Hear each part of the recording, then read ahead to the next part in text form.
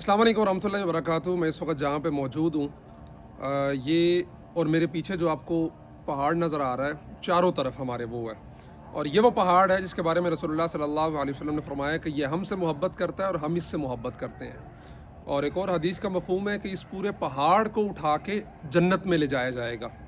और इसी पहाड़ पे एक दफ़ा रसूलुल्लाह सल्लल्लाहु अलैहि वसल्लम मौजूद थे तो ये हिलने लगा, तो रसूलुल्लाह सल्लल्लाहु अलैहि वसल्लम ने फरमाया कि यह पहाड़ ठहर जा कि तुझ पे एक नबी, एक सिद्दीक और 2 शहीद मौजूद हैं।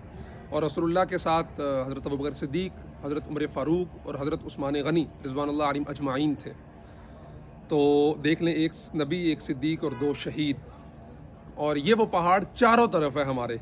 अभी इस पहाड़ की जो लंबाई है वो तकरीबन 6, साढ़े 6, 7 किलोमीटर बनती है। हमने इसके चारों तरफ चक्कर लगाया और ये जगह बहुत खूबसूरत लगी। हम यहाँ आके बैठे हैं तो गोया हम जन्नत के अंदर बैठे हुए हैं, तो ये कह सकते हैं हम अल्हम्दुलिल्लाह।